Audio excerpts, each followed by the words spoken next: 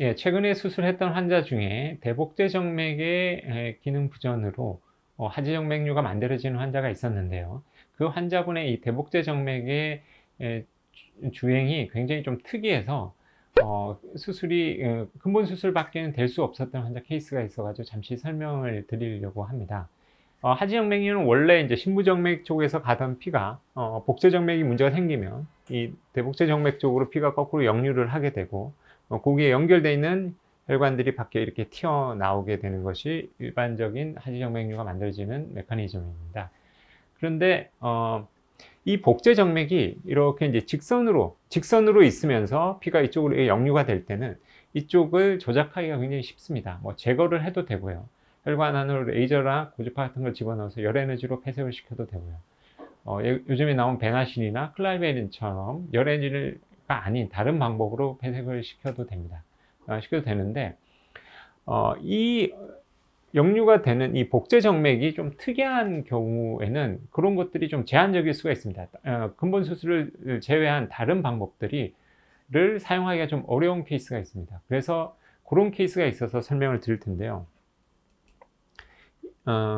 지금 이것은 이제 혈관 안으로 그 대복제 정맥 안으로 레이저를 넣어서 이렇게 열 에너지로 혈관을 폐쇄시키고 있는 모습을 보여주고 있습니다. 어쨌든 이런 어떤 무언가가 근본 수술을 제외한 모든 다른 수술들은 혈관 안으로 뭔가 이렇게 들어가서 반드시 혈관 안쪽에서 조작을 해야 됩니다. 열을 이용하든 뭐 다른 물질을 집어넣든 어떤 이렇게 혈관 안에서 이렇게 조작을 해야 되는데 이 복제 정맥이 아주 휘어져 있다거나 구불구불해져 있다거나 어떤 이유에 의해서 가지고 이런 기구들이 혈관 안으로 들어가기가 힘든 경우가 있습니다. 그럴 때는 이런 근본 수술을 제외한 다른 수술들을 하기가 굉장히 어려울 수가 있습니다. 지금 말씀드린 케이스는 이 복제 정맥이 요 C번에 해당되는 케이스였는데요.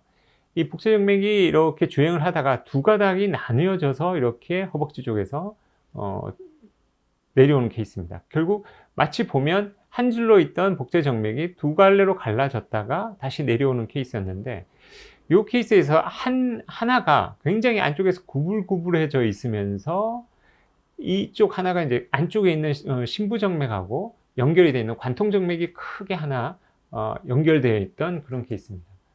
그렇게 되면 지금처럼 이제 이 그림처럼 되어 있다면 레이저를 이쪽으로도 넣고 이쪽으로도 넣어가면서 회색을 시킬 수도 있고 다른 수술방도 쓸 수가 있지만 이쪽 부위가 만약에 아주 구불구불해져 있다면 이쪽으로는 레이저 파이브가 들어갈 수가 있지만 이쪽으로는 레이저 파이브가 들어갈 수가 없죠. 왜냐하면 이렇게 구불구불해져 있기 때문에.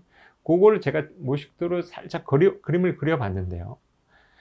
다음과 같은 경우입니다. 이 환자는 신부정맥에서 가던 피가 대복제 정맥 쪽으로 역류를 해서 피가 팽팽히 고인 다음에 거기 연결되어 있는 혈관들이 튀어나오고 있다는 점은 전형적인 하지정맥류의 케이스입니다. 그런데 이걸 안쪽에서 보면 대복제 정맥이 이렇게 역류를 하다가 이 부위에서 하나는 이렇게 직선으로 내려오지만 하나는 아주 구불구불해져 있으면서 그 하나가 아주 깊이 있는 신부정맥과 연결되는 관통정맥이 하나가 또 연결된 후에 다시 이렇게 복제정맥으로 만나는 케이스였습니다.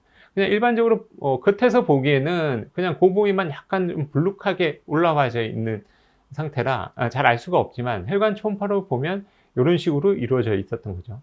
두 가닥 복제정맥이 내려오다가 두 개로 나뉘어지고 다시 만나서 내려오는데 그 하나가 아주 구불구불해져 있고 관통정맥과 연결이 되어 있는 이런 케이스였습니다. 이런 경우는 이 둘을 다 해결을 해줘야 됩니다.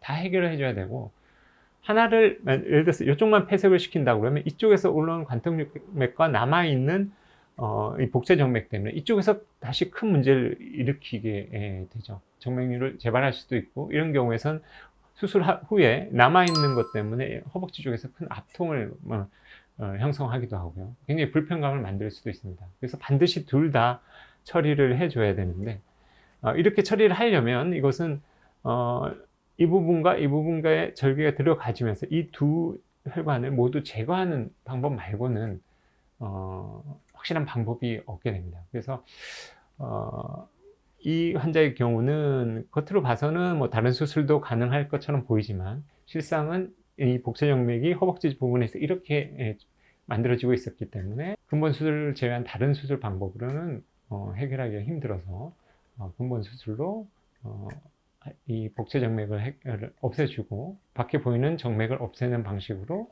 수술을 진행을 했고 수술 다음 날부터 아주 편안한 상태로 일상생활을 하고 계시는 환자라고 소개시켜 드리겠습니다.